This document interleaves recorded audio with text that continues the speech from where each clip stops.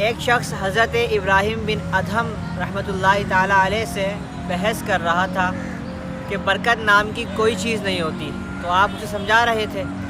تو سمجھاتے سمجھاتے آپ نے اس شخص سے پوچھا نے کیا کتے اور بکریاں دیکھی ہے؟ تو وہ شخص کہا ہاں میں نے دیکھی ہے۔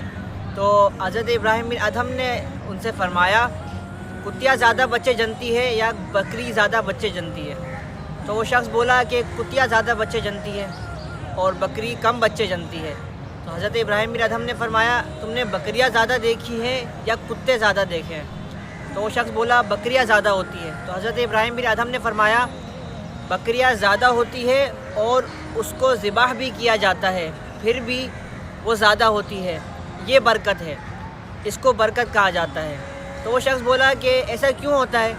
تو حضرت ابراہیم بن ادھم نے فرمایا کہ کتے پوری رات جاگتے رہتے ہیں اور فجر کے وقت فجر سے پہلے سو جاتے ہیں، اور جب برکت لٹائی جا رہی ہوتی ہے، جب اللہ کی رحمت کا نزول ہو رہا ہوتا ہے تو وہ سو رہے ہوتے ہیں، اور بکریاں پوری رات سوتی ہے اور فجر سے پہلے جاگ جاتی ہے، اور جب اللہ کی رحمت اور برکت کا نزول ہو رہا ہوتا ہے تو بکریاں جاگ رہی ہوتی ہے۔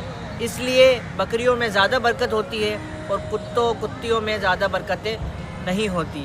تو وہ شخص یہ بات سن کر سمجھ گیا اور اسے برکت کی ڈیفینیشن سمجھ میں آ گئی۔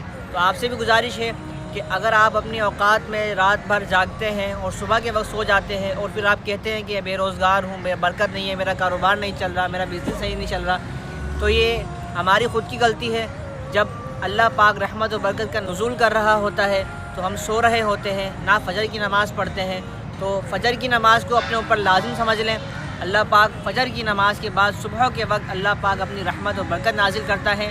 انشاءاللہ فجر کی نماز اپنے اوپر لازم کر لیں گے تو آپ پر، آپ کے کام میں، آپ کے کاروبار میں برکتیں اور رحمتیں نازل ہوگی۔ السلام علیکم ورحمۃ اللہ۔